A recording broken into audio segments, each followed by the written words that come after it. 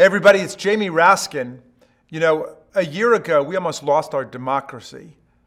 Think about what happened in 3 rings of activity. At the outer ring, there were tens of thousands of protesters who were brought to Washington by Donald Trump with the promise of a wild protest.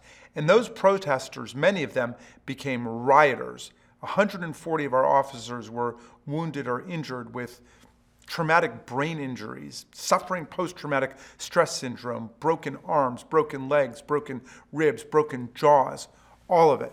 The middle ring was the realm of the insurrection, and here we would find the Oath Keepers, the 3 Percenters, the Proud Boys, the Ku Klux Klan, the Aryan Nations, the militia groups, the QAnon networks. Many of them were training for that day. Many of them were engaged in paramilitary activity. This became the vanguard, front line of the protest, and they were the ones that smashed our windows and led the violence against our police officers to get the riot going. But that wasn't even the scariest ring of activity. The scariest was the very inner ring.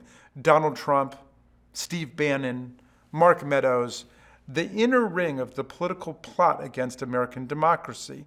And there, the whole determination was to overthrow Joe Biden's majority in the Electoral College. And after trying to get state legislatures to set aside the popular vote and appoint Electoral College slates for Trump, after trying to get state election officials like Brad Raffensperger in Georgia just to find 11,781 votes, after all of that failed, then they determined that they were going to go after Vice President Mike Pence. This was a coup.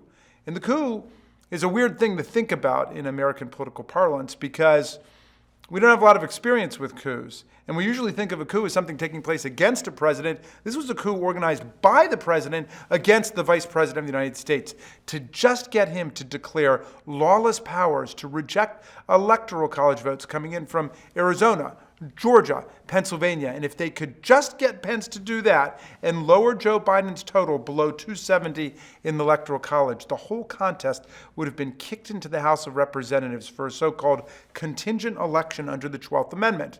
Now, why, you may ask, did Donald Trump want to get the election turned over to Nancy Pelosi's House of Representatives? Well, under the 12th Amendment, we don't vote one member, one vote. We vote one state, one vote. And they ended up with 27 state delegations they controlled after the 2020 elections. We had 22, and Pennsylvania was split right down the middle.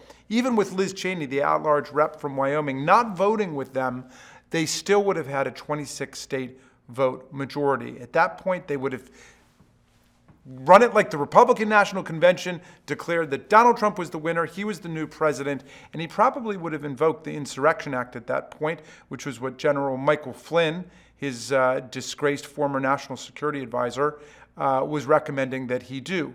And at that point, they would have sent in the National Guard to disperse the protesters and to claim that it was Donald Trump who was restoring order to America. Those were the plans that they had in store for us during those terrible, dark days. I'm doing everything in my power to try to surface the truth of what took place, to get the evidence to the American people. I'm hoping that this will be a year when we do get the evidence to the people. In the meantime, you can bet that I'm going to be fighting to defend ourselves against mass political violence, against violent insurrection organized by the right-wing, racist, domestic violent extremists, and I will be defending our democracy with everything I've got against Donald Trump and his cult-like followers who are doing everything they can to engage in voter suppression, gerrymandering, manipulation of the political system, and the use of their court packing in order to thwart democracy in America. We are the majority, by far,